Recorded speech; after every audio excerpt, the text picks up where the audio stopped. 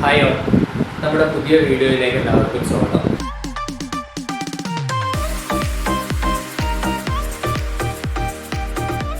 നമ്മൾ കെമിസ്ട്രിയുടെ 10ാം class കെമിസ്ട്രിയുടെ revision ക്ലാസ്സുകളാണ് തുടങ്ങിയിട്ടുള്ളത്. നമ്മൾ ഒന്നാമത്തെ ചാപ്റ്ററും രണ്ടാമത്തെ ചാപ്റ്ററും വളരെ ഭംഗിയായിട്ട് നമ്മൾ അവസാനിപ്പിച്ചു. ആ ചാപ്റ്ററുകളുടെ റിവിഷൻ കാണാത്തവരുണ്ടെങ്കിൽ അവർക്ക് വേണ്ടിയിട്ട് ഈ വീഡിയോയുടെ ഡിസ്ക്രിപ്ഷനിൽ നമ്മൾ അതിൻ്റെ ലിങ്ക് കൂടി കൊടുത്തിട്ടുണ്ട്. തുടർന്നുള്ള വീഡിയോസ് കാണാൻ വേണ്ടിയിട്ട് നിങ്ങൾക്ക് പെട്ടെന്ന് നോട്ടിഫിക്കേഷൻ ലഭിക്കുന്നതിന് വേണ്ടിയിട്ട് ചാനൽ ഇതുവരെ സബ്സ്ക്രൈബ് ചെയ്യാത്തവരുണ്ടെങ്കിൽ പെട്ടെന്ന് സബ്സ്ക്രൈബ് ചെയ്യുകയും ബെല്ലൈക്കൺ എനേബിൾ ചെയ്യുകയും ചെയ്യുക. ഇനി നമുക്ക് പോകാനുള്ളത് മൂന്നാമത്തെ ചാപ്റ്ററിൻ്റെ റിവിഷനിലേക്കാണ്. നമുക്കറിയാം, മൂന്നാമത്തെ ചാപ്റ്റർ എന്ന് പറയുന്നത് വൈദ്യുത രസതന്ത്രവും ക്രിയാശീല ശ്രേണിയും വൈദ്യുത രസതന്ത്രവും എന്നതാണ്. Reactivity series and electro chemistry എന്നുള്ളതാണ് മൂന്നാമത്തെ ചാപ്റ്റർ. നമുക്കറിയാം, നമ്മുടെ പരീക്ഷകളുടെ ഡേറ്റ് സർക്കാർ ഏകദേശം ഒരു ധാരണയിൽ എത്തിയിട്ടുണ്ട്. നമുക്കിനി അധികം ദിവസങ്ങളില്ല. അതുകൊണ്ട് തന്നെ നമുക്ക് വളരെ പെട്ടെന്ന് നമ്മുടെ 7 ചാപ്റ്ററിൻ്റെയും റിവിഷനുകൾ തീർക്കേണ്ടതുണ്ട്.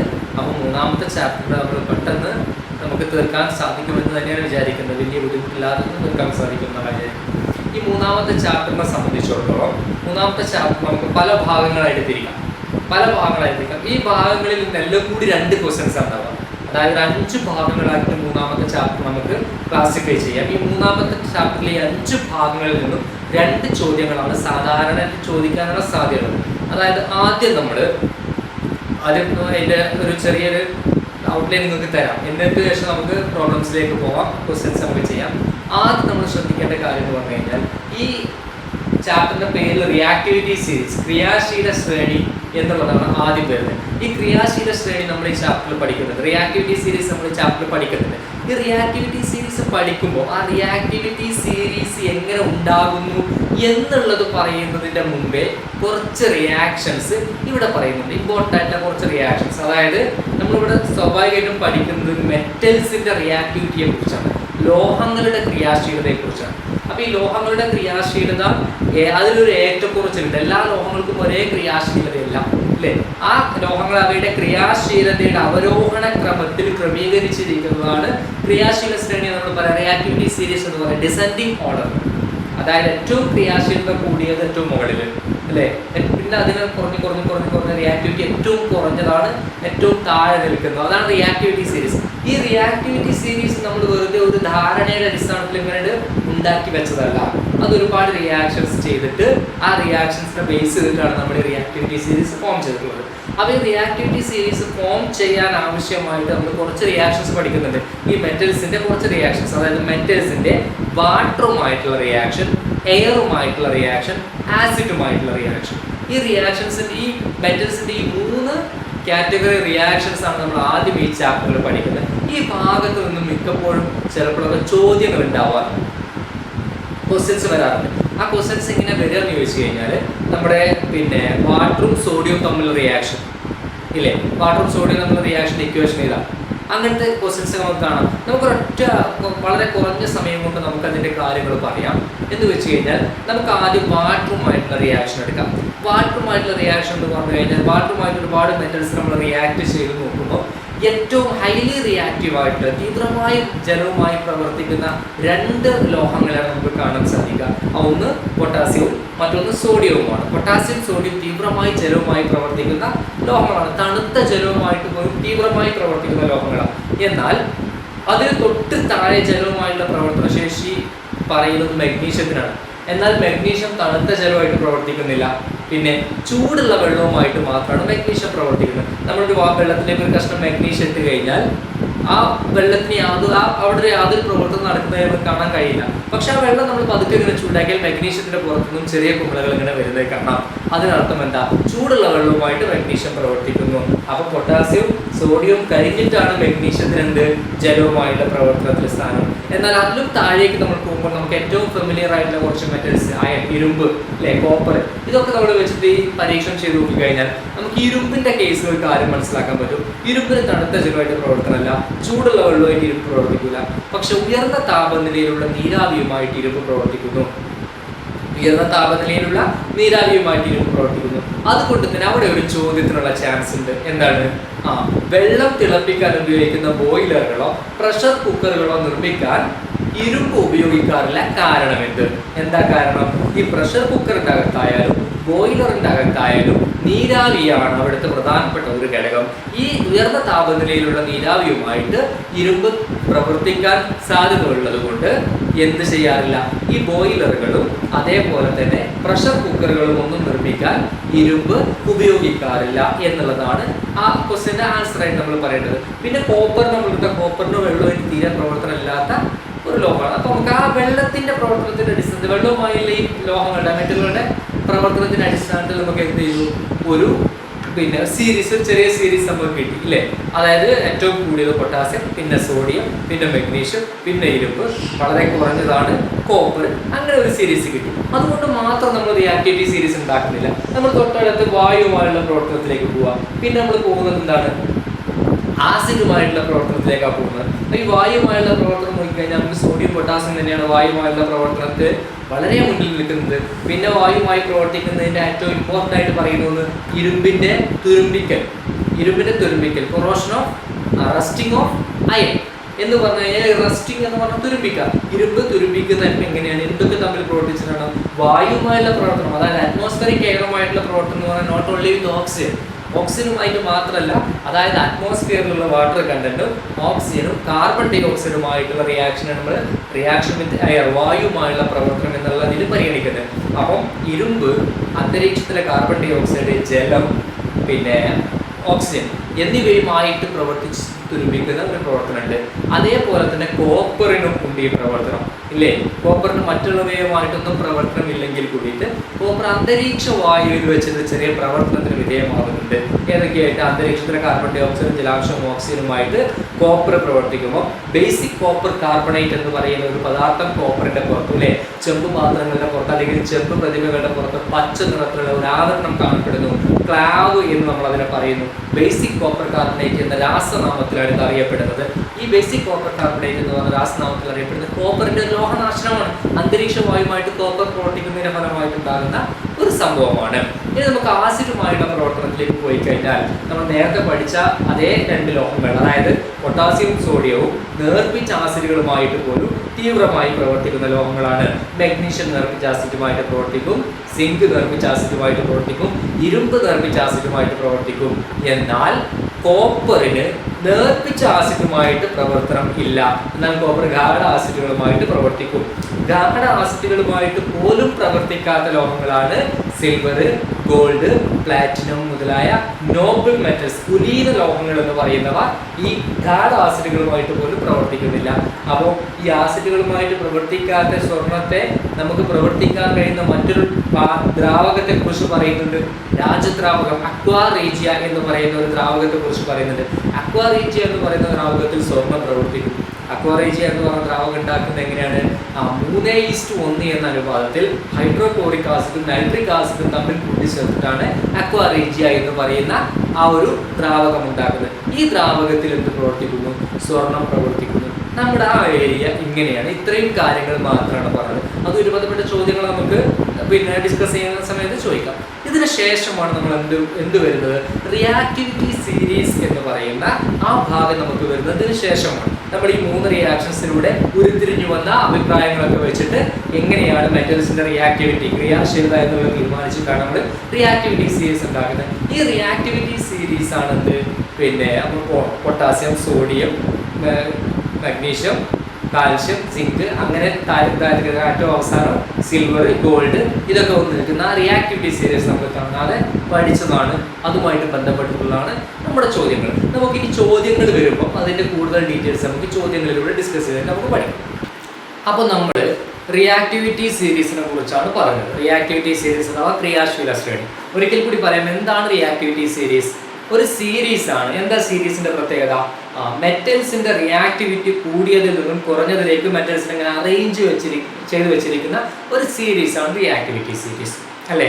ലോഹങ്ങളുടെ ക്രിയാശീലത കൂടിയതിൽ നിന്നും കുറഞ്ഞതിലേക്ക് ലോഹങ്ങളെ ക്രമീകരിച്ചിരിക്കുന്ന ഒരു ശ്രേണിക്കാണ് ക്രിയാശീല ശ്രേണി അഥവാ റിയാക്ടിവിറ്റി സീരീസ് എന്ന് പറയാം. ഇതിനെ ബേസ് ചെയ്തിട്ടാണ് ഇനി നമ്മൾ ആദ്യം പഠിക്കുന്ന ഒരു സംഭവം എന്ന് വെച്ചാൽ നമുക്കറിയാം ഡിസ്പ്ലേസ്മെന്റ് റിയാക്ഷൻ, ആദേശ രാസപ്രവർത്തനം. ഇതാണ് നമ്മൾ ഈ ചാപ്റ്ററിൽ പിന്നെ പഠിക്കുന്ന ഒരു ക്വസ്റ്റ്യൻ വരുന്ന ഒരു ഏരിയ. മിക്കവാറും ഈ ഏരിയയിൽ നിന്നാണ് ഏറ്റവും കൂടുതൽ ക്വസ്റ്റ്യൻസ് വരാറുള്ളത്. അപ്പോൾ ഈ ഏരിയയെ കുറിച്ച് നമുക്ക് വ്യക്തമായിട്ടുള്ള ധാരണ ഉണ്ടായിരിക്കണം.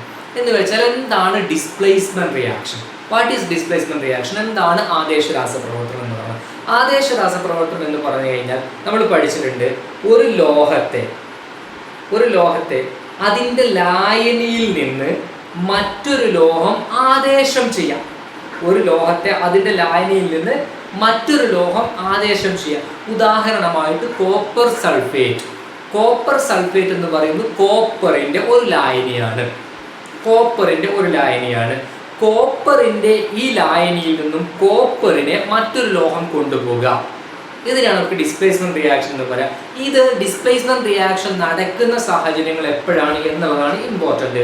അതായത് ഈ ലായനിയിലുള്ള സൊല്യൂഷനിലുള്ള മെറ്റൽ, ലായനിയിലുള്ള ലോഹം ക്രിയാശീലത കുറഞ്ഞതും നമ്മൾ ആ ലായനിയിലേക്ക് മുക്കി വെക്കുന്ന ലോഹം ക്രിയാശീലത കൂടിയതുമാകുന്ന സാഹചര്യത്തിൽ മാത്രമേ ഈ റിയാക്ഷൻ നടക്കുള്ളൂ, ഡിസ്പ്ലേസ്മെന്റ് റിയാക്ഷൻ നടക്കുള്ളൂ, ആദേശ രാസപ്രവർത്തനം നടക്കുള്ളൂ. ഒരു എക്സാമ്പിൾ ഞാനിവിടെ ബോർഡിൽ എഴുതിയിട്ടുണ്ട്, നിങ്ങൾക്ക് കാണാൻ പറ്റും. A silver rod dipped in copper sulphate. Displacement റിയാക്ഷനായിട്ട് ബന്ധപ്പെട്ടിട്ടുള്ളതാണ്, ആദേശ രാസപ്രവർത്തനമായിട്ട് ബന്ധപ്പെട്ടാണ്. A silver rod dipped in copper sulphate, a zinc rod dipped in copper sulphate. രണ്ട് കേസുകളാണ്. In which case does displacement reaction occur? ഒരു സിൽവർ ദണ്ട് കോപ്പർ സൾഫേറ്റ് ലായനിയിൽ മുക്കി വെച്ചിരിക്കുന്നു, ഒരു സിങ്ക് ദണ്ട് കോപ്പർ സൾഫേറ്റ് ലായനിയിൽ മുക്കി വെച്ചിരിക്കുന്നു. ഇതിൽ ഏത് സാഹചര്യത്തിലാണ് ആദേശ രാസപ്രവർത്തനം നടക്കുന്നത് എന്നുള്ളതാണ് ചോദ്യം. നമുക്കിവിടെ അറിഞ്ഞിരിക്കേണ്ട കാര്യം, ഇവിടെ പറഞ്ഞിരിക്കുന്നത് 3 മെറ്റൽസ് ആണ്. ഒന്ന് സിൽവർ, ഒന്ന് സിങ്ക്, പിന്നെ കോപ്പർ. രണ്ട് കേസിലും 2 മെറ്റൽസ് മുക്കി വെച്ചിരിക്കുന്നത് കോപ്പർ സൾഫേറ്റ് ലായനിയിലാണ്. 2 മെറ്റൽസ് മുക്കി വെച്ചിരിക്കുന്നത്. അതായത് ഒന്നാമത്തെ കേസിൽ കോപ്പർ സൾഫേറ്റിൽ മുക്കി വെച്ചിരിക്കുന്നത് സിൽവർ ആണ്. കോപ്പർ സൾഫേറ്റ് മുക്കി വെച്ചിരിക്കുന്നത് സിൽവർ, Ag. എന്തിൽ മുക്കി വെച്ചു? കോപ്പർ സൾഫേറ്റിൽ മുക്കി വെച്ചു. രണ്ടാമത്തെ കേസിൽ സിങ്ക്, Zn, അതെന്തിൽ മുക്കി വെച്ചു? കോപ്പർ സൾഫേറ്റിൽ മുക്കി വെച്ചു. ഈ 2 കേസുകളാണ് നമുക്ക് ഇവിടെ പഠിക്കാനുള്ളത്. പക്ഷേ ഈ 2 കേസിലും ഏത് കേസിലാണ് ഡിസ്പ്ലേസ്മെന്റ് നടക്കുക എന്നുള്ളതാണ് ഏറ്റവും ഇമ്പോർട്ടൻ്റ് ആയിട്ട് നമ്മൾ മനസ്സിലാക്കേണ്ട കാര്യം. അതായത് ഒന്നാമത്തെ കേസിൽ മാറ്റിവെക്കുന്ന ലോഹങ്ങൾ എന്ന് പറഞ്ഞാൽ സിൽവറും കോപ്പറും തമ്മിലാണ്. രണ്ടാമത്തെ കേസിൽ അത് സിങ്കും കോപ്പറും തമ്മിലാണ്, അല്ലെ? ഒന്നാമത്തെ കേസിൽ കോപ്പർ സൾഫേറ്റിൽ സിൽവർ മുക്കി വെച്ചു. ഇത് നമുക്കറിയാം, റിയാക്ടിവിറ്റി സീരീസ് നമുക്ക് ഈ 3 മെറ്റൽസിന്റെ റിയാക്ടിവിറ്റി സീരീസ് നമുക്ക് എഴുതാം അങ്ങനെ: സിങ്ക്, കോപ്പർ, സിൽവർ എന്നാണ്. ഈ 3 മെറ്റൽസിന്റെ മാത്രം റിയാക്ടിവിറ്റി സീരീസ് എഴുതുമ്പോൾ നമുക്കത് ഇങ്ങനെ എഴുതാം: സിങ്ക്, കോപ്പർ, സിൽവർ. ഏറ്റവും റിയാക്ടിവിറ്റി കൂടിയ സിങ്ക് ആണ്, അതിന് താഴെ കോപ്പർ ആണ്, അതിന് താഴെ സിൽവർ ആണ്. അപ്പൊ ഇവിടെ നോക്ക്, ഇത് പ്രകാരം നമുക്ക് കോപ്പറിനേക്കാൾ റിയാക്ടിവിറ്റി കുറവല്ലേ സിൽവറിന്? കോപ്പറിനേക്കാൾ റിയാക്ടിവിറ്റി കുറവാണല്ലോ സിൽവറിന്. അതുകൊണ്ട് കോപ്പറിനെ കോപ്പർ സൾഫേറ്റിൽ നിന്ന് ഡിസ്പ്ലേസ് ചെയ്യാൻ, കോപ്പറിനെ കോപ്പർ സൾഫേറ്റിൽ നിന്ന് ആദേശം ചെയ്യാൻ ആർക്ക് കഴിയില്ല? സിൽവറിന് കഴിയില്ല. ഇവിടെ ആദേശ രാസപ്രവർത്തനം നടക്കില്ല. There is no displacement reaction take place. ഇവിടെ ആദേശ രാസപ്രവർത്തനം നടക്കില്ല. ആദേശ രാസപ്രവർത്തനം നടക്കാത്തതിന്റെ കാരണം ലായനിയിലുള്ള ലോഹത്തിന് ക്രിയാശീലത കൂടുതലും മുക്കി വെച്ചിരിക്കുന്ന ലോഹത്തിന് ക്രിയാശീലത കുറവും ആയതുകൊണ്ടാണ്. അതാണ് ഈ കേസ്. എന്നാൽ ഇവിടെ ആദേശ രാസപ്രവർത്തനം നടക്കും. കാരണം ഇവിടെ സിങ്കും കോപ്പറും തമ്മിലാണ് കളി. അതായത് കോപ്പർ സൾഫേറ്റിലുള്ളത് കോപ്പറാണ്, മുക്കി വെച്ചിരിക്കുന്നത് സിങ്ക് ആണ്. ഇവിടെ നോക്കൂ, കോപ്പറിനേക്കാൾ സിങ്കിന് ക്രിയാശീലത കൂടുതലാണ്. അപ്പൊ സിങ്ക് കോപ്പറിനെ ആദേശം ചെയ്യും, ഡിസ്പ്ലേസ് ചെയ്യും.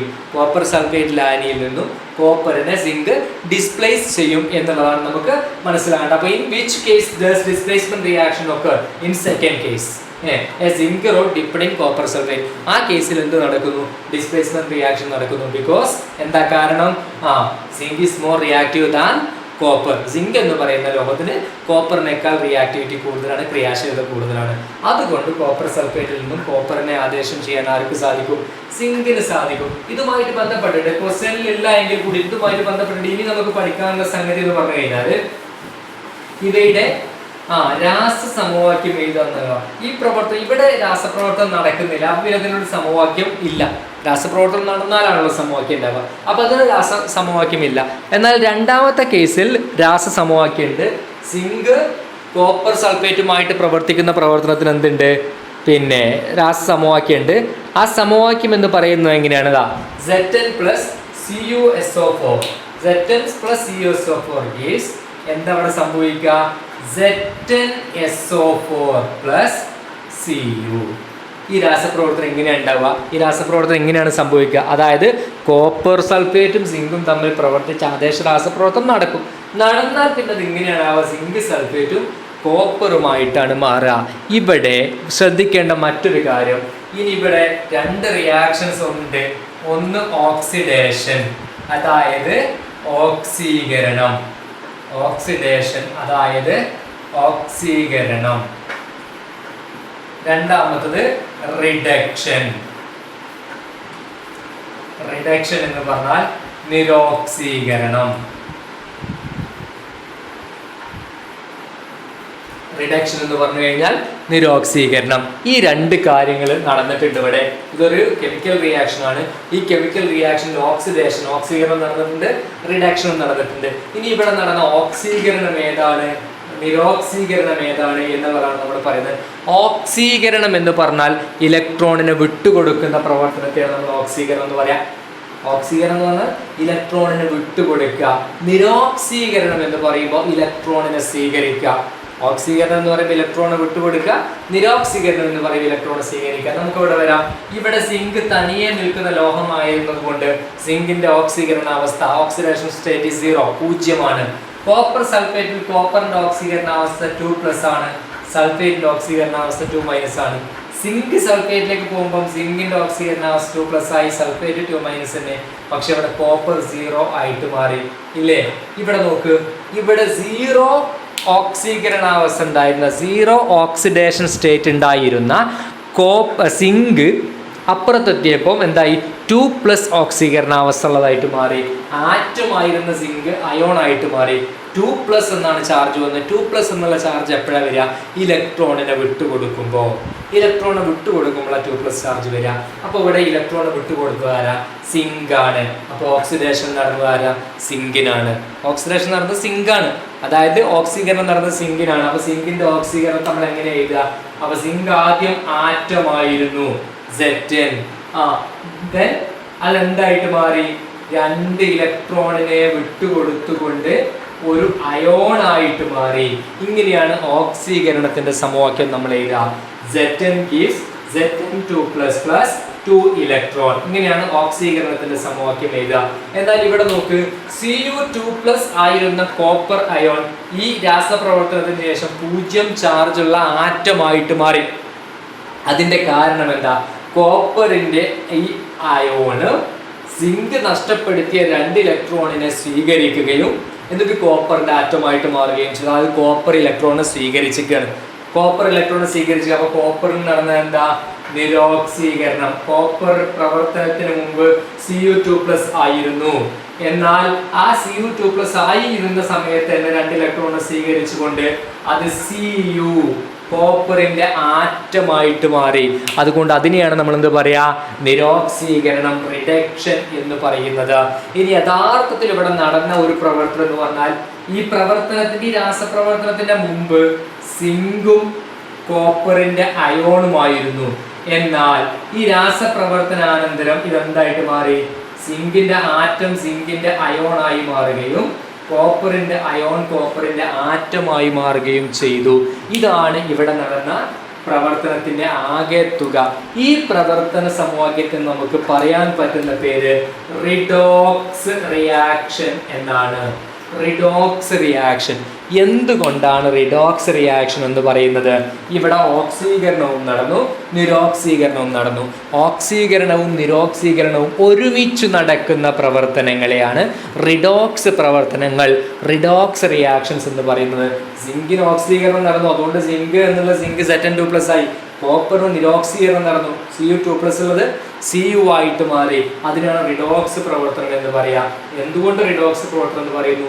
ഓക്സീകരണവും നിരോക്സീകരണവും ഒരുമിച്ച് നടന്നു. അപ്പോൾ ഒരു ആദേശ രാസപ്രവർത്തനത്തെ സംബന്ധിച്ച് നിങ്ങൾ ശ്രദ്ധിക്കേണ്ട കാര്യം, ഒന്ന് ആ ആദേശ രാസപ്രവർത്തനത്തിന്റെ സമവാക്യമാണ്, മറ്റൊന്ന് ആദേശ രാസപ്രവർത്തനത്തിൽ ഓക്സീകരണ സമവാക്യം, നിരോക്സീകരണ സമവാക്യം, റിഡോക്സ് സമവാക്യം. ഇത്രയും കാര്യങ്ങളാണ് ഒരു ആദേശ രാസപ്രവർത്തനത്തിൽ. ഇതുമായി ബന്ധപ്പെട്ട ഒരു ചോദ്യം കൂടി നമുക്ക് ചെയ്തിട്ട് അടുത്ത ഭാഗത്തേക്ക് പോകാം. അപ്പോൾ ബോർഡിലൊരു ചോദ്യം ഞാൻ എഴുതിയിട്ടുണ്ട്. ചോദ്യം ഇതാണ്, Mg + ZnSO4 gives MgSO4 + Zn. അതിന്റെ ഓക്സിഡേഷൻ സ്റ്റേറ്റ്സ് അതിന്റെ മുകളിൽ ചോദ്യത്തിൽ തന്നെ തന്നിട്ടുണ്ട്. എന്നിട്ട് രണ്ട് ചോദ്യമാണ്, which metal oxidised is the above reaction redox 1 why? അതായത് ഈ തന്നിരിക്കുന്ന രാസപ്രവർത്തനത്തിൽ ഏത് ലോഹമാണ് ഓക്സീകരിക്കപ്പെടുന്നത് എന്നാണ് ചോദ്യം. രണ്ടാമത്തെ ചോദ്യം, is the above reaction redox 1, അതായത് ഈ തന്നിരിക്കുന്ന ഒരു റിഡോക്സ് പ്രവർത്തനമാണോ, ആണെങ്കിൽ എന്തുകൊണ്ട്? ഈ രണ്ട് ചോദ്യങ്ങളാണുള്ളത്. ഈ രണ്ട് ചോദ്യങ്ങൾക്ക് ഉത്തരം നമുക്ക് കണ്ടെത്താം. അതായത് ഇതൊരു ആദേശ രാസപ്രവർത്തനം ആണ് അല്ലേ, വിച്ച് മെറ്റൽ ഓക്സിഡൈസ്, ഇതൊരു ആദേശ രാസപ്രവർത്തനമാണ്, ഓക്സിഡേഷൻ നടക്കുന്ന ഒരു ആദേശ രാസപ്രവർത്തനമാണിത്. അപ്പോൾ ഏതിനാണ് ഓക്സീകരണം സംഭവിച്ചത് എന്നുള്ളതാണ് ആദ്യത്തെ ചോദ്യം. ഏതിനാണ് ഓക്സീകരണം സംഭവിച്ചത്? ഇവിടെ നോക്ക്, മെഗ്നീഷ്യത്തിന്റെ ഓക്സിഡേഷൻ സ്റ്റേറ്റ് 0 ആയിരുന്നു, അത് റിയാക്ഷൻ കഴിഞ്ഞപ്പോൾ 2+ ആയിട്ട് മാറി. സിങ്കിന്റെ ഓക്സിഡേഷൻ സ്റ്റേറ്റ് 2+ ആയിരുന്നു, അത് റിയാക്ഷൻ നടന്നപ്പോൾ 0 ആയിട്ട് മാറി. അപ്പോൾ ഒരു കാര്യം ശ്രദ്ധിക്കുക, ഓക്സിഡേഷൻ എന്ന് പറയുന്നത് ഒരു പോസിറ്റീവ് ഓക്സീകരണാവസ്ഥയുള്ള ഒരു മെറ്റലിന്റെ അല്ലെങ്കിൽ ഏതെങ്കിലും ഒരു എലമെന്റിന്റെ ഓക്സീകരണാവസ്ഥ കുറഞ്ഞാൽ അത് റിഡക്ഷൻ ആണ്. പോസിറ്റീവ് ഓക്സീകരണാവസ്ഥയുള്ള ഒരു മെറ്റലിന്റെ ഓക്സീകരണാവസ്ഥ കുറഞ്ഞാൽ അത് റിഡക്ഷൻ ആണ്. ഓക്സീകരണാവസ്ഥ കൂടിയാൽ അത് ഓക്സിഡേഷൻ ആണ്. ഓക്സീകരണാവസ്ഥ കൂടിയാൽ അത് ഓക്സിഡേഷൻ ആണ്. അവിടെ നോക്ക്, മെഗ്നീഷ്യത്തിന്റെ ഓക്സീകരണേഷൻ സ്റ്റേറ്റ് ഓക്സീകരണാവസ്ഥ 0 ആയിരുന്നു. ഈ 0 ആയിരുന്ന മെഗ്നീഷ്യത്തിന്റെ ഓക്സീകരണാവസ്ഥ 2+ ആയിട്ട് മാറി. എന്ന് വെച്ചാൽ മെഗ്നീഷ്യത്തിന്റെ ഓക്സീകരണാവസ്ഥ കൂടി. അപ്പോൾ ഇവിടെ ഓക്സീകരണം സംഭവിച്ചതായിരിക്കുക വിച്ച് മെറ്റൽ ഓക്സിഡൈസ്ഡ് എന്ന് ചോദിച്ചാൽ അതിവിടെ ആൻസർ എന്താ? മെഗ്നീഷ്യം എന്ന് തന്നെ പറയേണ്ടി വരും. മെഗ്നീഷ്യത്തിനാണ് ഓക്സിഡേഷൻ സംഭവിച്ചത്. എന്തുകൊണ്ടാ? 0 ഉണ്ടായിരുന്ന മെഗ്നീഷ്യത്തിന് 2+ എന്നുള്ള ചാർജ് വന്ന് ഇലക്ട്രോണിനെ വിട്ടുകൊടുത്തോണ്ടല്ലേ. ഇലക്ട്രോണിനെ വിട്ടുകൊടുക്കുന്ന പ്രവർത്തനമല്ലേ ഓക്സീകരണം. അതായത് ഇലക്ട്രോണിനെ വിട്ടുകൊടുക്കുമ്പോൾ എന്ത് ചെയ്യാ? ഓക്സീകരണാവസ്ഥ കൂടും. അപ്പോൾ രാസപ്രവർത്തനത്തിൽ ഏതൊരു മെറ്റലിന്റെ ഏതൊരു ലോഹത്തിന്റെ ഓക്സീകരണാവസ്ഥയാണോ കൂടിയത് അതിനായിരിക്കും ഓക്സീകരണം സംഭവിച്ചത്. രണ്ടാമത്തെ ചോദ്യം, is the above reaction redox 1 why? ഇതൊരു റിഡോക്സ് പ്രവർത്തനമാണോ? എന്തുകൊണ്ട് റിഡോക്സ് പ്രവർത്തനമാണ്? കാരണം ഇവിടെ മെഗ്നീഷ്യത്തിന് ഓക്സീകരണം സംഭവിച്ചതോടൊപ്പം തന്നെ സിങ്കിന് റിഡക്ഷൻ സംഭവിച്ചിട്ടുണ്ട്, നിരോക്സീകരണവും സംഭവിച്ചിട്ടുണ്ട്. മെഗ്നീഷ്യത്തിന് ഓക്സിഡേഷൻ സംഭവിച്ചതോടൊപ്പം തന്നെ സിങ്കിന് റിഡക്ഷനും സംഭവിച്ചിട്ടുണ്ട്. ഓക്സിഡേഷനും റിഡക്ഷനും ഒരുമിച്ച് വരുന്ന പ്രവർത്തനങ്ങളെ റിഡോക്സ് പ്രവർത്തനങ്ങൾ എന്നാണ് പറയാ. ഓക്സീകരണവും നിരോക്സീകരണവും ഒരുമിച്ച് നടക്കുന്ന പ്രവർത്തനങ്ങളെ റിഡോക്സ് പ്രവർത്തനങ്ങൾ എന്നാണ് പറയുന്നത്. ആ തരത്തിൽ ഇതെന്താണ്? ഇതൊരു റിഡോക്സ് പ്രവർത്തനമാണ്. അപ്പൊ ഇതാണ് ഈ ചോദ്യത്തിനുള്ള ഉത്തരം. അപ്പോൾ ഒരു സംഭവം ഞാനിവിടെ ബോർഡിൽ എഴുതിയിട്ടുണ്ട്. ഇത് സംഭവം നമ്മളിപ്പോൾ ഈ 5 metals magnesium, zinc, iron, copper, silver, ഈ 5 മെറ്റൽസിൻ്റെ ക്രിയാശീല ശ്രേണി നിങ്ങളൊന്നും കാണാതെ പഠിച്ചു വെക്കുക. ഈ 5 മെറ്റൽസിൻ്റെയും റിയാക്ടിവിറ്റി സീരീസ്. കാരണം ക്വസ്റ്റ്യൻസ് വരുന്നത് ഈ 5 മെറ്റൽസിനെ ബേസ് ചെയ്തിട്ട് മാത്രമായിരിക്കും. ഇതല്ലാത്തൊരു ക്വസ്റ്റ്യൻസ് നിങ്ങൾക്ക് ക്വസ്റ്റ്യൻ പേപ്പറിൽ കാണാൻ കഴിയില്ല. ഈ ഡിസ്പ്ലേസ്മെൻറ്റ് റിയാക്ഷൻ, അതായത് ആദേശ രാസപ്രവർത്തനം ആയി കഴിഞ്ഞാലും അതേപോലെ തന്നെ നമ്മളെ ഗാൽവനിക് സെല്ല്, വോൾട്ടായിക് സെല്ലായിട്ട് ബന്ധപ്പെട്ട ക്വസ്റ്റ്യൻ ആയാലും ഈ 5 മെറ്റൽസുമായിട്ട് ബന്ധപ്പെട്ടിട്ടാണ് ക്വസ്റ്റ്യൻസ് ഉണ്ടാവുക. അപ്പോൾ നമുക്ക് നോക്കാം. Magnesium, zinc, iron, copper, silver, ഈ 5 മെറ്റൽസിൻ്റെയും റിയാക്ടിവിറ്റി സീരീസ് ആണ്. ഈ 5 മെറ്റൽസ് ഉൾപ്പെടുന്ന റിയാക്ടിവിറ്റി സീരീസ് ആണ് ഇപ്പോൾ ഇവിടെ എഴുതിയിട്ടുള്ളത്. അപ്പോൾ നമുക്ക് ഏറ്റവും റിയാക്ടിവിറ്റി കൂടുതൽ മെഗ്നീഷ്യത്തിനാണ്, ഏറ്റവും കുറവ് സിൽവറിനാണ്. അതുകൊണ്ട് ഇവിടെ നമുക്ക് ഇതിൻ്റെ ഡിസ്പ്ലേസ്മെൻറ്റ് റിയാക്ഷൻ നമുക്ക് ജസ്റ്റ് ഒന്ന് ഡിസ്പ്ലേസ്മെൻറ്റ് റിയാക്ഷൻ നമുക്ക് പറയാം. അതായത് ഡിസ്പ്ലേസ്മെൻറ്റ് റിയാക്ഷൻ, അതായത് ആദേശ രാസപ്രവർത്തനത്തിൽ ഇവിടെ മെഗ്നീഷ്യം എന്ന് പറയുന്ന ഈ ലോഹത്തിന് ഈ 4 ലോഹങ്ങളെയും അവയുടെ ലായനിയിൽ നിന്ന് ആദേശം ചെയ്യാൻ കഴിയും. എന്ന് വെച്ച് കഴിഞ്ഞാൽ മെഗ്നീഷ്യം Mg + ZnSO4 ശരിയാണ്, നടക്കും. പിന്നെ Mg + FeSO4 ശരിയാണ്, നടക്കും. പിന്നെ Mg + CuSO4 നടക്കും. പിന്നെ Mg + AgNO3 സിൽവർ നൈട്രേറ്റ് നടക്കും. ഈ 4 രാസപ്രവർത്തനങ്ങളും നടക്കുന്ന രാസപ്രവർത്തനമാണ്. കാരണം ഏറ്റവും റിയാക്ടിവിറ്റി കൂടിയത് ഈ സീരീസിൽ മെഗ്നീഷ്യം ആയതുകൊണ്ട് മെഗ്നീഷ്യത്തിന് ഈ 4 കേസിലും ഇവിടെ റിയാക്ഷൻ നടത്താനുള്ള കപ്പാസിറ്റി ഉണ്ട്. ഇവിടെ പിന്നെ റിയാക്ഷൻ കംപ്ലീറ്റ് ആകും. MgSO4 + Zn അങ്ങനെയായിട്ട് മാറും. MgSO4 + Zn ആയിട്ട് മാറും. ഇവിടെ പിന്നെ MgSO4 + Fe, ഇവിടെ CuSO4 + MgSO4 + Cu, ഇവിടെ MgNO3 പ്ലസ് AG ഇങ്ങനെ നടക്കും. അതായത് ഇവിടേക്ക് ഈ പ്രവർത്തനങ്ങൾ നടക്കും. കാരണം എന്താ? മഗ്നീഷ്യമാണ് റിയാക്ടിവിറ്റി കൂടുതൽ. മഗ്നീഷ്യത്തിന് ഈ 4 ലോഹങ്ങളെയും ആദേശം ചെയ്യാൻ കഴിയും. എന്നാൽ സിങ്കിനെ സംബന്ധിച്ചിടത്തോളം നമുക്ക് ഇവിടെ നോക്കാം. ഇവിടെ Zn പ്ലസ് MgSO4 എന്ന് പറയുന്ന റിയാക്ഷൻ നടക്കാത്ത റിയാക്ഷനാണ്. അങ്ങനെ റിയാക്ഷൻ നടക്കില്ല. കാരണം എന്താ? മഗ്നീഷ്യം സിങ്കിന്റെ മുകളിലാണ്. ആദേശ രാസപ്രവർത്തനം നടത്താൻ കഴിയില്ല. കാരണം മഗ്നീഷ്യത്തിന് സിങ്കിനേക്കാൾ റിയാക്ടിവിറ്റി കൂടുതലാണ്. സിങ്കിന് കുറവ്, മഗ്നീഷ്യത്തിന് കൂടുതലാണ്. ഈ കേസിൽ ആദേശ രാസപ്രവർത്തനം നടക്കില്ല. ബാക്കിയുള്ളതൊക്കെയായിട്ട് നടക്കിയത് Zn പ്ലസ് FeSO4 ശരിയാണ്. പിന്നെ Zn പ്ലസ് CuSO4 ശരിയാണ്. Zn പ്ലസ് AgNO3 ഇത് മൂന്നും നടക്കും. ഈ 3 കേസും നടക്കും. ഇനി Feയുടെ കേസിലേക്ക് നമ്മൾ വന്നാലോ? Feയുടെ കേസിലേക്ക് നമ്മൾ വന്നു കഴിഞ്ഞാൽ നോക്ക്, ഇത് നടക്കില്ല. Mg പ്ലസ് FeSO4 നടന്നു, നമ്മളിവിടെ എഴുതിയിട്ടുണ്ട്. പക്ഷേ എന്ത് നടക്കില്ല? Fe പ്ലസ് MgSO4 നടക്കില്ല. അതേപോലെ തന്നെ Fe പ്ലസ് ZnSO4 നടക്കില്ല. കാരണം Feയേക്കാൾ റിയാക്ടിവിറ്റി കൂടിയ 2 ലോഹങ്ങളാണ്, ക്രിയാശീലത കൂടിയ 2 ലോഹങ്ങളാണ് മഗ്നീഷ്യവും സിങ്കും. എന്നാൽ ഇത് രണ്ടും നടക്കും. ഇങ്ങനെ Fe പ്ലസ് CuSO4 ഇത് നടക്കുന്ന റിയാക്ഷൻ ആണ്. പിന്നെ Fe പ്ലസ് AgNO3 ഇത് രണ്ടും നടക്കുന്ന റിയാക്ഷൻസ് ആണ്. ആ 2 രാസപ്രവർത്തനങ്ങളും അവിടെ നടക്കുന്ന രാസപ്രവർത്തനങ്ങളാണ്. എന്നാൽ ഈ അടുത്ത കേസിലേക്ക് വരാം. കോപ്പറിന് ഈ 3 ലോഹങ്ങളെയും ആദേശം ചെയ്യാൻ കഴിയില്ല. കോപ്പറിന് ഇവിടെ ഒന്നുമായിട്ട് മാത്രമേ നടക്കുള്ളൂ. Cu പ്ലസ് AgNO3 ഇത് മാത്രമേ നടക്കുള്ളൂ. കാരണം കോപ്പറിന്റെ മുകളിലേക്കുള്ള മറ്റൊരു ലോഹത്തിന്റെ ലായനിയുമായിട്ടും കോപ്പർ രാസപ്രവർത്തനം നടക്കില്ല. ഇനി സിൽവറിന് ഈ ലോഹങ്ങളായിട്ടും ഈ ലോഹങ്ങളുടെ ഒന്നും ലായനികളായിട്ട് സംയുക്തങ്ങളായിട്ട് ആദേശ രാസപ്രവർത്തനത്തിൽ പങ്കെടുക്കാൻ കഴിയില്ല. അപ്പോൾ ആ കാരണം എന്ന് പറഞ്ഞാൽ റിയാക്ടിവിറ്റി സീരീസുമായിട്ട് ബന്ധപ്പെട്ടിട്ടുള്ള ക്വസ്റ്റ്യൻ ആണ് എന്നുള്ളതാണ്. ഞാൻ നേരത്തെ പറഞ്ഞ കൂട്ടത്തിലുള്ള ഒരു ഇക്വേഷൻ സമവാക്യം തന്നെയാണ് ഇവിടെ Zn പ്ലസ് FeSO4 ഇത് ആദേശ രാസപ്രവർത്തനം നടക്കുന്ന ഒരു കേസാണ്. സിങ്കിന് റിയാക്ടിവിറ്റി കൂടുതലും എഫിക്ക് റിയാക്ടിവിറ്റി കുറവാണ്. അതുകൊണ്ട് ഇവിടെ ഇങ്ങനെ റിയാക്ഷൻ നടക്കും. ഇനി ഇവിടെ പിന്നെ ഏതിനാണോ റിയാക്ടിവിറ്റി കൂടുതൽ അതിനായിരിക്കും ഓക്സിഡേഷൻ നടക്കുക. അങ്ങനെ മനസ്സിലാക്കാം.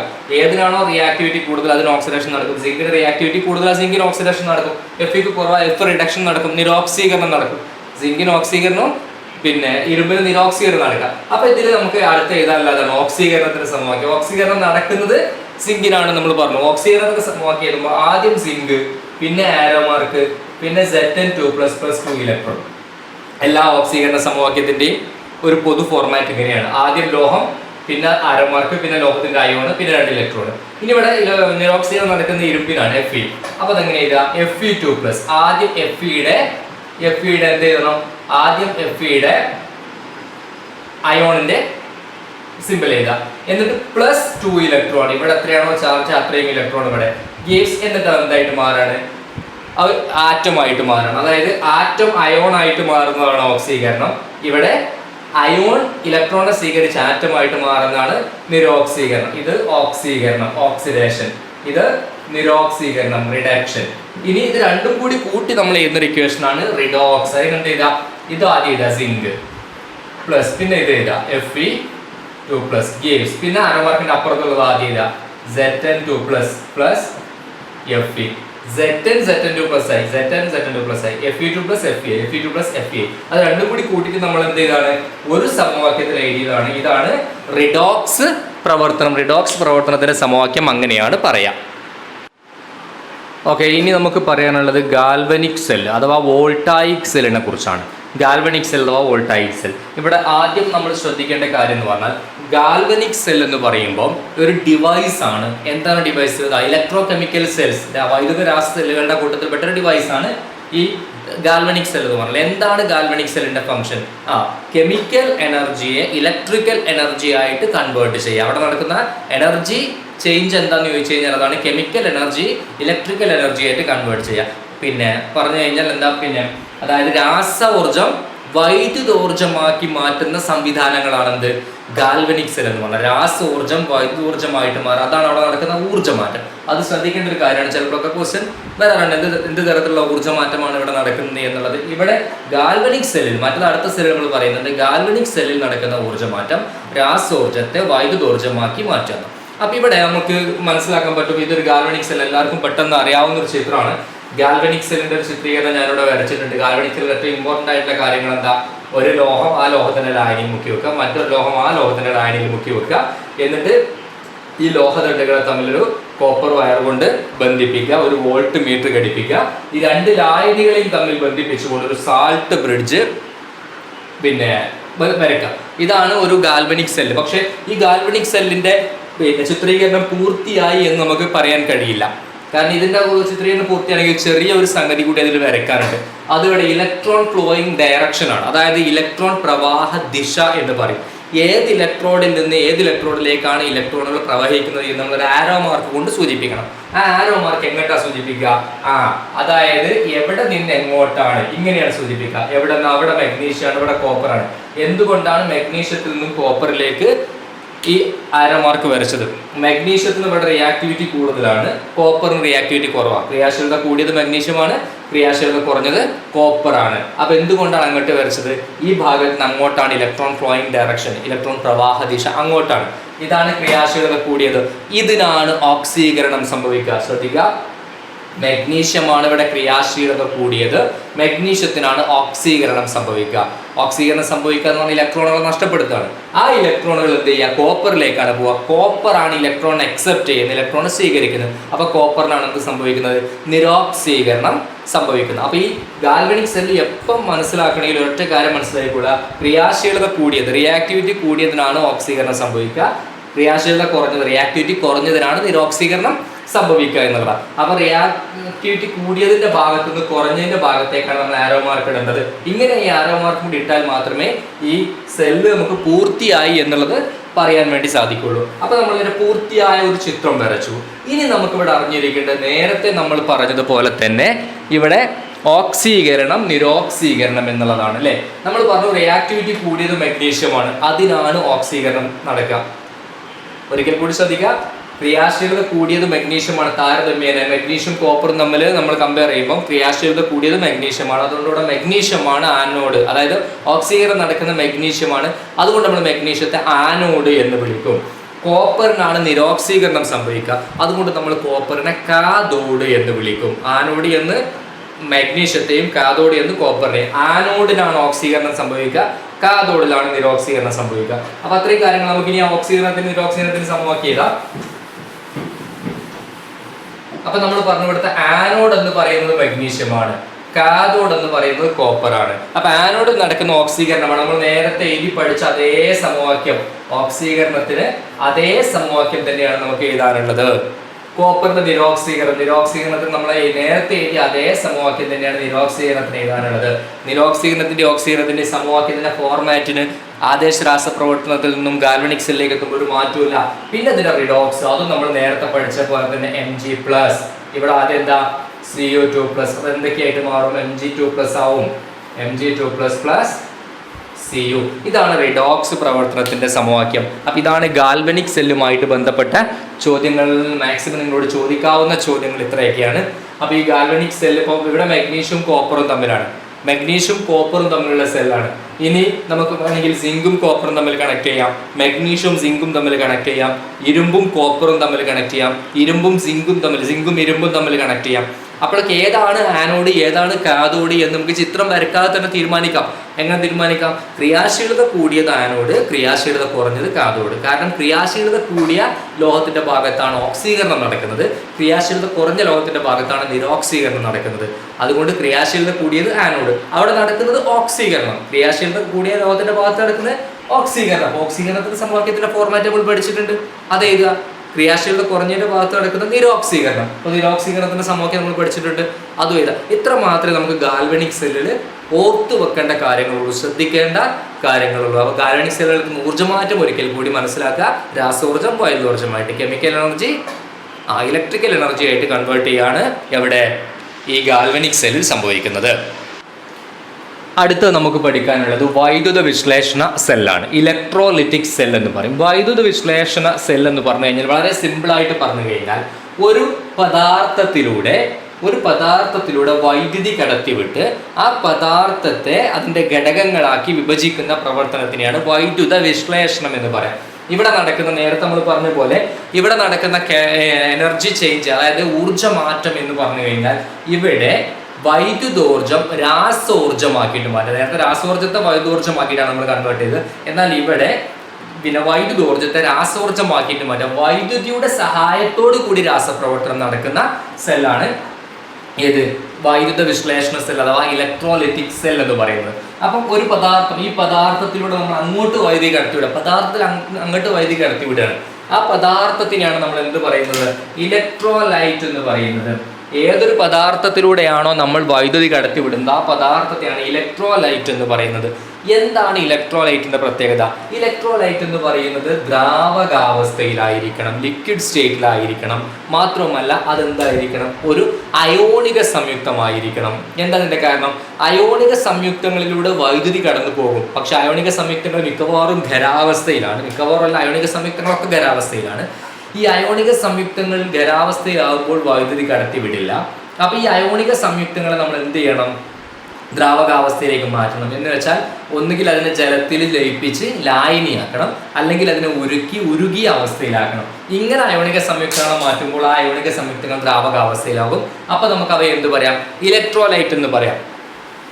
എന്താണ് ഇലക്ട്രോലൈറ്റിന്റെ പ്രത്യേകത? ഇലക്ട്രോലൈറ്റിന്റെ പ്രത്യേകത വൈദ്യുതി കടന്നു പോകുമ്പോൾ അവ വിഘടിക്കും. അവയിലൂടെ വൈദ്യുതി കടന്നു പോകുമ്പോൾ അവ വിഘടിക്കും. അങ്ങനെ വിഘടിക്കാൻ സാധ്യതയുള്ളത് അയോണിക സംയുക്തങ്ങളാണ്. അപ്പോൾ അത്തരം അയോണിക സംയുക്തങ്ങളാണ് ഇലക്ട്രോലൈറ്റുകൾ എന്ന് പറയാം. ഇലക്ട്രോലൈറ്റ് ഉണ്ടായിരിക്കേണ്ട പ്രത്യേകത എന്ന് പറഞ്ഞാൽ ലിക്വിഡ് സ്റ്റേറ്റിലായിരിക്കണം. കാരണം എന്താ?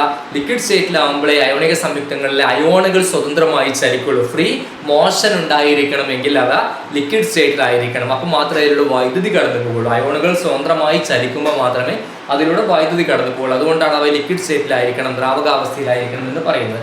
ഇനി നമ്മൾ അതിലേക്ക് വൈദ്യുതി അങ്ങോട്ട് കൊടുക്കുകയാണ്. ഒരു DC വോൾട്ടേജ് നമ്മൾ അതിലേക്ക് കൊടുക്കുകയാണ്. അപ്പോൾ ഇവിടെയും ആനോടും കാതോടും ഉണ്ട്. ഇവിടെ നമുക്ക് ഉപയോഗിക്കുന്ന ഈ ദണ്ഡുകൾക്ക് പ്രാധാന്യം എന്ന് പറഞ്ഞു കഴിഞ്ഞാൽ ഇവിടെ കാർബൺ ദണ്ഡുകൾ, ഗ്രാഫൈറ്റ് ദണ്ഡുകളാണ് ഉപയോഗിക്കുന്നത്. ലോഹദണ്ഡുകൾക്ക് പകരം ഗ്രാഫൈറ്റ് ദണ്ഡുകൾ ഉപയോഗിച്ചിട്ട് നമുക്ക് വൈദ്യുത വിശ്ലേഷണം നടത്താം. ഇനി ഇവിടെ എങ്ങനെയാണ് പോസിറ്റീവും നെഗറ്റീവും തീരുമാനിക്കുക? നേരത്തെ നമ്മൾ പറഞ്ഞ കാര്യം തന്നെയാണ് പോസിറ്റീവും നെഗറ്റീവും തീരുമാനിക്കാനുള്ളത്. എന്ന് വെച്ച് കഴിഞ്ഞാൽ നേരത്തെ നമ്മൾ പറഞ്ഞു ഓക്സീകരണം നടക്കുന്നതാണ് ആനോഡ്, നിരോക്സീകരണം നടക്കുന്നതാണ് കാഥോഡ്. അപ്പോൾ ഇവിടെ ഏതിലാണ് ഓക്സീകരണം നടക്കുക, ഏതിലാണ് നിരോക്സീകരണം നടക്കുക? ബാറ്ററിയുടെ പോസിറ്റീവ് ടെർമിനലുമായി ബന്ധിപ്പിച്ചിരിക്കുന്നതിനെ നമ്മൾ ആനോഡ് എന്ന് പറയാം. കാരണം ആ ഇലക്ട്രോഡിൽ വെച്ചിട്ടാണ് ഓക്സീകരണം സംഭവിക്കുക. ബാറ്ററിയുടെ നെഗറ്റീവ് ടെർമിനലുമായി ബന്ധിപ്പിച്ചതാണ് കാഥോഡ്. കാരണം ആ ഇലക്ട്രോഡിലാണ് നിരോക്സീകരണം നടക്കുക. അങ്ങനെയാണ് തീരുമാനിക്കുക. ഇനിയിപ്പോൾ നോക്കി, ഇത് ഉരുകിയ സോഡിയം ക്ലോറൈഡ് ആണ്. സോഡിയം ക്ലോറൈഡിലൂടെ വൈദ്യുതി കടത്തിവിടുക നമ്മൾ, അല്ലേ? ഉരുകിയ സോഡിയം ക്ലോറൈഡ്, NaCl, ഉരുകിയ സോഡിയം ക്ലോറൈഡ്. ഉരുകിയ സോഡിയം ക്ലോറൈഡിൽ സോഡിയം ക്ലോറൈഡിന്റെ സംയുക്തങ്ങൾ, തന്മാത്രകൾ മാത്രമേ ഉണ്ടാവുള്ളൂ സോഡിയം ക്ലോറൈഡിന്റെ. അപ്പൊ ഉരുകിയ സോഡിയം ക്ലോറൈഡിലൂടെ വൈദ്യുതി കടന്നു പോകുമ്പോൾ ആ ഉരുകിയ സോഡിയം ക്ലോറൈഡ് Na+Cl- അയോണുകളായിട്ട് വിഘടിക്കും. Na+Cl- അയോണുകളുമായിട്ട് വിഘടിക്കും. ഈ Na+ അയോൺ പോസിറ്റീവ് ചാർജുള്ള അയോണാണ്, Cl- അയോൺ നെഗറ്റീവ് ചാർജുള്ള അയോണുകളാണ്. പോസിറ്റീവ് ചാർജുള്ള അയോണിനെ നമ്മൾ പൊതുവെ കാറ്റയോൺ എന്നും നെഗറ്റീവ് ചാർജുള്ള അയോണിനെ ആനയോൺ എന്നുമാണ് പറയാം. പോസിറ്റീവ് ചാർജുള്ള അയോണിനെ കാറ്റയോൺ എന്നും നെഗറ്റീവ് ചാർജുള്ള അയോണിനെ ആനയോൺ എന്നുമാണ് പറയാം. എന്തുകൊണ്ടാണ് കാറ്റയോൺ എന്ന് പറയുന്നത്? പോസിറ്റീവ് ചാർജുള്ള അയോൺ പോസിറ്റീവ് ചാർജ് ആയതുകൊണ്ട് അത് നെഗറ്റീവ് ചാർജുള്ള ഇലക്ട്രോഡിനെ ആകർഷിക്കും. നെഗറ്റീവ് ചാർജുള്ള ഇലക്ട്രോഡ് എന്ന് പറഞ്ഞാൽ എന്താ? കാഥോഡാണ്. അതുകൊണ്ട് കാറ്റയോൺ. കാഥോഡിലേക്ക് പോകുന്ന അയോൺ എന്നുള്ള പേരിലാണ് കാറ്റയോൺ. ഇതിനെയാണ് ആനയോൺ എന്ന് പറയാം, Cl-. കാരണം ഇതിൽ നെഗറ്റീവ് ചാർജാ, അത് ആനോഡിലേക്ക് ആകർഷിക്കുക. കാരണം ആനോഡിന്റെ ചാർജ് പോസിറ്റീവാണ്. അതുകൊണ്ട് അത് നമുക്ക് എന്ത് പറയാം? ആനയോൺ എന്ന് അതിനെ പറയാം. അപ്പൊ കാറ്റയോണും ആനയോണും ഇവിടെ ഉണ്ടായി. ഇനി നമുക്ക് ഈ കാറ്റയോൺ, അതായത് Na+ എന്ന് പറയുന്ന കാറ്റയോൺ എങ്ങോട്ട് പോകും? കാഥോഡിലേക്ക് പോകും. കാഥോഡ് എന്ന് പറഞ്ഞാൽ നെഗറ്റീവ് ചാർജാ. അവിടെ വെച്ചിട്ട് അതൊരു ഇലക്ട്രോണിനെ സ്വീകരിക്കുകയും അത് സോഡിയത്തിന്റെ ആറ്റമായിട്ട് മാറുകയും ചെയ്യും. നോക്കൂ, ഇത് ഇലക്ട്രോണിനെ സ്വീകരിച്ചിട്ടാണ്. നിരോക്സീകരണമല്ലേ? നിരോക്സീകരണം എവിടെയാണ് നടന്നത്? കാഥോഡിലല്ലേ? അപ്പൊ നെഗറ്റീവ് ചാർജുള്ള അടുത്താണ് നിരോക്സീകരണം നടക്കുക. അതുകൊണ്ടാണ് നമ്മൾ അതിനെ കാഥോഡ് എന്ന് പറയുന്നത്. എന്നാൽ ഈ ക്ലോറിന്റെ മൈനസ് ചാർജുള്ള അയോൺ ആനോഡിലേക്കാണ് നീങ്ങാം, പോസിറ്റീവ് ചാർജുള്ള ആനോഡിലേക്കാണ് നീങ്ങുക. അതിന്റെ സമവാക്യം നമ്മൾ ഇങ്ങനെയാണ് എഴുതുക: 2Cl-. രണ്ടെണ്ണം പോകണം, കാരണം ക്ലോറിന്റെ തന്മാത്ര 2 ആറ്റങ്ങൾ കൂടി ചേർക്കണം. അപ്പൊ 2 അയോണുകൾ ഒരുമിച്ചാണ് സംഭവിക്കുക. എന്തായിട്ട് മാറും? Cl2 + 2 electron. Cl2 plus 2 electron. അതായത് 2 ഇലക്ട്രോൺ സ്വതന്ത്രമാകാണ് അവിടെ. ഇലക്ട്രോണുകളെ നഷ്ടപ്പെടുത്തുന്ന പ്രവർത്തനത്തെയാണ് നമ്മൾ ഓക്സീകരണം എന്ന് പറയാം. ആ ഓക്സീകരണം നടക്കുന്ന എവിടെയാണ്? ആനോഡിലാണ്. അപ്പൊ ഇതാണ് ഇവിടെ നടക്കുന്ന ഉരുകിയ സോഡിയം ക്ലോറൈഡിന്റെ വൈദ്യുത വിശ്ലേഷണത്തിൽ നടക്കുന്ന ആനോഡിലും കാഥോഡിലും നടക്കുന്ന പ്രവർത്തനം. ഇത് കാഥോഡില്, ഇത് ആനോഡില്. കാഥോഡിൽ നടക്കുന്നത് റിഡക്ഷൻ, നിരോക്സീകരണം. ആനോഡിൽ നടക്കുന്നത് ഓക്സിഡേഷൻ, ഓക്സീകരണം. ആ മാറ്റമാണ് നമ്മൾ ശ്രദ്ധിക്കേണ്ടത്. അപ്പം അത് ശ്രദ്ധിക്കുക. ഇത് വൈദ്യുത വിശ്ലേഷണ സെല്ലാണ്. വൈദ്യുത വിശ്ലേഷണ സെല്ലിന്റെ ആനോഡ്, കാഥോഡ്, ഇലക്ട്രോലൈറ്റ് എന്താണ് എന്നുള്ളതൊക്കെ നമ്മൾ മനസ്സിലാക്കി വെക്കാം. ഇനി നമ്മൾ സോഡിയം ക്ലോറൈഡ് ലായനിയുടെ വൈദ്യുത വിശ്ലേഷണം പറയുന്നത്. സോഡിയം ക്ലോറൈഡ് ലായനിയുടെ വൈദ്യുത വിശ്ലേഷണം സോഡിയം ക്ലോറൈഡ് ഉരുകിയ സോഡിയം ക്ലോറൈഡിന്റെ വൈദ്യുത വിശ്ലേഷണം ചെറിയൊരു വ്യത്യാസമുണ്ട്. എന്ന് വെച്ച് കഴിഞ്ഞാൽ ഉരുകിയ സോഡിയം ക്ലോറൈഡിൽ സോഡിയം ക്ലോറൈഡ് തന്മാത്രകൾ മാത്രമേ ഉണ്ടാവുള്ളൂ. എന്നാൽ സോഡിയം ക്ലോറൈഡ് ജലത്തിൽ ലയിക്കുമ്പോൾ അവിടെ ജലതന്മാത്രകളുമായിട്ട് ഇത് കൂടിച്ചേർന്ന് ഒരുപാട് തരത്തിലുള്ള അയോണുകൾ ഉണ്ടാവും. ഒരുപാട് അയോണുകളുണ്ട്. ടെക്സ്റ്റ് ബുക്കിൽ വളരെ വ്യക്തമായിട്ട് ഏതൊക്കെ അയോണുകൾ എന്ന് പറയുന്നുണ്ട്. നമ്മൾ കൂടുതൽ കാര്യങ്ങളെല്ലാം പറഞ്ഞ് ഈ ക്വസ്റ്റ്യൻ എങ്ങനെ ഏറ്റവും പ്രധാനപ്പെട്ട ഭാഗങ്ങളിലാണ്. അതായത് സോഡിയം ക്ലോറൈഡ് ലായനിയെ വൈദ്യുത വിശ്ലേഷണം ചെയ്യുമ്പോൾ ആനോഡിലും കാഥോഡിലും നടക്കുന്ന പ്രവർത്തനങ്ങൾ. ആനോഡിലും കാഥോഡിലും സ്വതന്ത്രമാക്കപ്പെടുന്ന പദാർത്ഥങ്ങൾ എന്താ? നമുക്കറിയാം, സോഡിയം ക്ലോറൈഡ് ഉരുകിയ സോഡിയം ക്ലോറൈഡ് വൈദ്യുത വിശ്ലേഷണം ചെയ്തപ്പോൾ നമുക്ക് ആനോഡിൽ കിട്ടിയിരിക്കുന്നത് ക്ലോറിനും കാഥോഡിൽ കിട്ടിയിരുന്നത് സോഡിയവുമായിരുന്നു. ആനോഡിൽ ക്ലോറിനും കാഥോഡിൽ സോഡിയവും, ഉരുകിയ സോഡിയം ക്ലോറൈഡ്.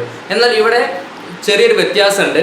ഇവിടെ ആനോഡിൽ കിട്ടുന്നത് നമുക്ക് ക്ലോറിൻ തന്നെയാണ്. ഉരുകിയ സോഡിയം ക്ലോറൈഡിന്റെ വൈദ്യുത വിശ്ലേഷണം സോഡിയം ക്ലോറൈഡ് ലായനിയുടെ വൈദ്യുത വിശ്ലേഷണം നടത്തുമ്പോൾ ആനോഡിൽ കിട്ടുന്നത് ക്ലോറിൻ തന്നെയാണ്. പക്ഷേ കാഥോഡിലേക്ക് പോകുമ്പോൾ കാഥോഡിലേക്ക് സോഡിയം ആകർഷിക്കപ്പെടാം. കാരണം സോഡിയത്തിന് പോസിറ്റീവ് ചാർജാണ്. എന്നാൽ അതിനേക്കാൾ കൂടുതൽ കാഥോഡിൽ വെച്ച് നിരോക്സീകരണമാണ് നടക്കുന്നത്. നിരോക്സീകരിക്കപ്പെടാനുള്ള സാധ്യത സോഡിയത്തെക്കാൾ കൂടുതലുള്ളത് ജലതന്മാത്രകൾക്കാണ്. സോഡിയം ക്ലോറൈഡ് ലായനിയിൽ ജലതന്മാത്രകൾ ഉണ്ടാവുമല്ലോ. അപ്പം സോഡിയത്തെക്കാൾ സാധ്യത കൂടുതൽ, നിരോക്സീകരിക്കാനുള്ള സാധ്യത കൂടുതൽ ജലതന്മാത്രകൾക്കാണ്. അതുകൊണ്ട് കാഥോഡിൽ വെച്ച് നിരോക്സീകരിക്കുന്ന ജലതന്മാത്രകളാവുകയും അവിടെ പുറത്തു വരുന്നത് ഹൈഡ്രജൻ വാതകമാവുകയും ചെയ്യുന്നു. അതായത് ഉരുകിയ സോഡിയം ക്ലോറൈഡിന്റെ വൈദ്യുത വിശ്ലേഷണത്തിൽ ആനോഡിൽ ക്ലോറിൻ കിട്ടുമ്പോൾ സോഡിയം ക്ലോറൈഡ് ലായനിയുടെ വൈദ്യുത വിശ്ലേഷണത്തിൽ കിട്ടുന്നത് ക്ലോറിൻ തന്നെയാണ്. എന്നാൽ സോഡിയം ക്ലോറൈഡ് ലായനിയുടെ വൈദ്യുത വിശ്ലേഷണത്തിൽ കിട്ടുന്ന കാഥോഡിൽ കിട്ടുന്നതിന് മാറ്റമുണ്ട്. നേരത്തെ കാഥോഡിൽ കിട്ടിയിരുന്നത് സോഡിയം ആയിരുന്നുവെങ്കിൽ ലായനിയുടെ വൈദ്യുത വിശ്ലേഷണത്തിൽ കാഥോഡിൽ കിട്ടുന്നത് ഹൈഡ്രജൻ വാതകമാണ് എന്നുള്ള ഒരു വ്യത്യാസമുണ്ട്. ആ സമവാക്യം ഒന്ന് പഠിച്ചു വെക്കണം. ഇനി നമ്മൾ സോഡിയം ക്ലോറൈഡ് ലായനിയുടെ വൈദ്യുത വിശ്ലേഷണം പറയുന്നത്. സോഡിയം ക്ലോറൈഡ് ലായനിയുടെ വൈദ്യുത വിശ്ലേഷണം സോഡിയം ക്ലോറൈഡ് ഉരുകിയ സോഡിയം ക്ലോറൈഡിന്റെ വൈദ്യുത വിശ്ലേഷണം ചെറിയൊരു വ്യത്യാസമുണ്ട്. എന്ന് വെച്ച് കഴിഞ്ഞാൽ ഉരുകിയ സോഡിയം ക്ലോറൈഡിൽ സോഡിയം ക്ലോറൈഡ് തന്മാത്രകൾ മാത്രമേ ഉണ്ടാവുള്ളൂ. എന്നാൽ സോഡിയം ക്ലോറൈഡ് ജലത്തിൽ ലയിക്കുമ്പോൾ അവിടെ ജലതന്മാത്രകളുമായിട്ട് ഇത് കൂടിച്ചേർന്ന് ഒരുപാട് തരത്തിലുള്ള അയോണുകൾ ഉണ്ടാവും. ഒരുപാട് അയോണുകളുണ്ട്. ടെക്സ്റ്റ് ബുക്കിൽ വളരെ വ്യക്തമായിട്ട് ഏതൊക്കെ അയോണുകൾ എന്ന് പറയുന്നുണ്ട്. നമ്മൾ കൂടുതൽ കാര്യങ്ങളെല്ലാം പറഞ്ഞ് ഈ ക്വസ്റ്റ്യൻ എങ്ങനെ ഏറ്റവും പ്രധാനപ്പെട്ട ഭാഗങ്ങളിലാണ്. അതായത് സോഡിയം ക്ലോറൈഡ് ലായനിയെ വൈദ്യുത വിശ്ലേഷണം ചെയ്യുമ്പോൾ ആനോഡിലും കാഥോഡിലും നടക്കുന്ന പ്രവർത്തനങ്ങൾ. ആനോഡിലും കാഥോഡിലും സ്വതന്ത്രമാക്കപ്പെടുന്ന പദാർത്ഥങ്ങൾ എന്താ? നമുക്കറിയാം, സോഡിയം ക്ലോറൈഡ് ഉരുകിയ സോഡിയം ക്ലോറൈഡ് വൈദ്യുത വിശ്ലേഷണം ചെയ്തപ്പോൾ നമുക്ക് ആനോഡിൽ കിട്ടിയിരിക്കുന്നത് ക്ലോറിനും കാഥോഡിൽ കിട്ടിയിരുന്നത് സോഡിയവുമായിരുന്നു. ആനോഡിൽ ക്ലോറിനും കാഥോഡിൽ സോഡിയവും, ഉരുകിയ സോഡിയം ക്ലോറൈഡ്. എന്നാൽ ഇവിടെ ചെറിയൊരു വ്യത്യാസമുണ്ട്. ഇവിടെ ആനോഡിൽ കിട്ടുന്നത് നമുക്ക് ക്ലോറിൻ തന്നെയാണ്. ഉരുകിയ സോഡിയം ക്ലോറൈഡിന്റെ വൈദ്യുത വിശ്ലേഷണം സോഡിയം ക്ലോറൈഡ് ലായനിയുടെ വൈദ്യുത വിശ്ലേഷണം നടത്തുമ്പോൾ ആനോഡിൽ കിട്ടുന്നത് ക്ലോറിൻ തന്നെയാണ്. പക്ഷേ കാഥോഡിലേക്ക് പോകുമ്പോൾ കാഥോഡിലേക്ക് സോഡിയം ആകർഷിക്കപ്പെടാം. കാരണം സോഡിയത്തിന് പോസിറ്റീവ് ചാർജാണ്. എന്നാൽ അതിനേക്കാൾ കൂടുതൽ കാഥോഡിൽ വെച്ച് നിരോക്സീകരണമാണ് നടക്കുന്നത്. നിരോക്സീകരിക്കപ്പെടാനുള്ള സാധ്യത സോഡിയത്തെക്കാൾ കൂടുതലുള്ളത് ജലതന്മാത്രകൾക്കാണ്. സോഡിയം ക്ലോറൈഡ് ലായനിയിൽ ജലതന്മാത്രകൾ ഉണ്ടാവുമല്ലോ. അപ്പം സോഡിയത്തെക്കാൾ സാധ്യത കൂടുതൽ, നിരോക്സീകരിക്കാനുള്ള സാധ്യത കൂടുതൽ ജലതന്മാത്രകൾക്കാണ്. അതുകൊണ്ട് കാഥോഡിൽ വെച്ച് നിരോക്സീകരിക്കുന്ന ജലതന്മാത്രകളാവുകയും അവിടെ പുറത്തു വരുന്നത് ഹൈഡ്രജൻ വാതകമാവുകയും ചെയ്യുന്നു. അതായത് ഉരുകിയ സോഡിയം ക്ലോറൈഡിന്റെ വൈദ്യുത വിശ്ലേഷണത്തിൽ ആനോഡിൽ ക്ലോറിൻ കിട്ടുമ്പോൾ സോഡിയം ക്ലോറൈഡ് ലായനിയുടെ വൈദ്യുത വിശ്ലേഷണത്തിൽ കിട്ടുന്നത് ക്ലോറിൻ തന്നെയാണ്. എന്നാൽ സോഡിയം ക്ലോറൈഡ് ലായനിയുടെ വൈദ്യുത വിശ്ലേഷണത്തിൽ കിട്ടുന്ന കാഥോഡിൽ കിട്ടുന്നതിന് മാറ്റമുണ്ട്. നേരത്തെ കാഥോഡിൽ കിട്ടിയിരുന്നത് സോഡിയം ആയിരുന്നുവെങ്കിൽ ലായനിയുടെ വൈദ്യുത വിശ്ലേഷണത്തിൽ കാഥോഡിൽ കിട്ടുന്നത് ഹൈഡ്രജൻ വാതകമാണ് എന്നുള്ള ഒരു വ്യത്യാസമുണ്ട്. ആ സമവാക്യം ഒന്ന് പഠിച്ചു വെക്കണം. ഇനി നമ്മൾ പഠിക്കുന്നത് ഇലക്ട്രോ പ്ലേറ്റിംഗ് ആണ്. ഇലക്ട്രോ പ്ലേറ്റിംഗ് അതായത് വൈദ്യുത ലേപനം. വൈദ്യുത ലേപനം എന്ന് പറഞ്ഞു കഴിഞ്ഞാൽ വളരെ എളുപ്പത്തിൽ നമുക്ക് പറയാൻ പറ്റും, ഒരു ലോഹത്തിൻ്റെ പുറത്ത് മറ്റൊരു ലോഹത്തിൻ്റെ ആവരണം ഉണ്ടാക്കുക എന്നുള്ളതാണ്. ഇവിടെ നമ്മൾ ടെക്സ്റ്റ് ബുക്കിൽ പറഞ്ഞ ഒരു ഉദാഹരണം തന്നെയാണ് നമ്മൾ പറയുന്നത്. ഒരു ഇരുമ്പ് വളയുടെ പുറത്ത് കോപ്പർ പൂശണം. ഇരുമ്പ് വളയുടെ പുറത്ത് കോപ്പർ പൂശണം. അപ്പോൾ എടുക്കേണ്ട കാര്യം, ഏത് ലോഹമാണോ നമുക്ക് പൂശേണ്ടത് അതിനെ പോസിറ്റീവ് ഇലക്ട്രോഡായിട്ട് എടുക്കണം, അതായത് ആനോഡായിട്ട് എടുക്കണം. ഏത് ലോഹമാണോ പൂശേണ്ടത് അതിന് പോസിറ്റീവ് ഇലക്ട്രോഡ് ആനോഡ്. ഏതിൻ്റെ പുറത്താണോ പൂശേണ്ടത് അതിന് നെഗറ്റീവ് ഇലക്ട്രോഡ് കാഥോഡായിട്ട് എടുക്കണം. അപ്പോൾ ഇവിടെ കോപ്പറാണ് കാഥോഡ്, കാരണം കോപ്പറാണ് ഇരുമ്പിൻ്റെ പുറത്ത് പൂശേണ്ടത്. ഇരുമ്പാണ് കോപ്പറാണ് ആനോഡ്, കോപ്പറാണ് ഇരുമ്പിൻ്റെ പുറത്ത് പൂശേണ്ടത്. ഇരുമ്പാണ് കാഥോഡ്, കാരണം ഇരുമ്പിൻ്റെ പുറത്താണ് കോപ്പർ കോട്ട് ചെയ്യേണ്ടത്. അപ്പം പൂശുന്നത് ഏത് ലോഹമാണോ അത് പോസിറ്റീവ് ഇലക്ട്രോഡ് ആനോഡും, ഏതിൻ്റെ മേലാണ് പൂശുന്നത് നെഗറ്റീവ് ഇലക്ട്രോഡ് കാഥോഡുമായിട്ട് എടുക്കുക. എന്നിട്ട് ഏത് ലോഹം കൊണ്ടാണ് നമുക്ക് കവർ ചെയ്യേണ്ടത് വെച്ചാൽ അതിൻ്റെ ലായനിയെ ഇലക്ട്രോലൈറ്റ് ആയിട്ട് എടുക്കുക. അതായത് കോപ്പറാണ് നമുക്കിവിടെ ഇതിൻ്റെ പുറത്ത് കോട്ട് ചെയ്യേണ്ടത്, അതുകൊണ്ട് കോപ്പർ സൾഫേറ്റിന് എന്തായിട്ട് എടുക്കുക, ഇലക്ട്രോലൈറ്റ് ആയിട്ട് കോപ്പർ സൾഫേറ്റിന് എടുക്കുക. അപ്പോൾ ഇതിലൂടെ വൈദ്യുതി കടന്നു പോകുന്ന സമയത്ത് കോപ്പർ സൾഫേറ്റ് ഇങ്ങനെ അയോണുകളായിട്ട് വിഘടിക്കും.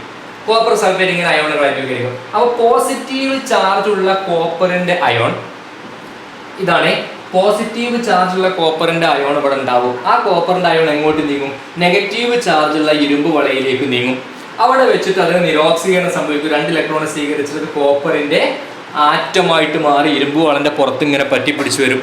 അപ്പോൾ ഇരുമ്പ് വളന്റെ പുറത്ത് കോപ്പറിന്റെ ഒരു ആവരണം ഇങ്ങനെ ഉണ്ടാവും.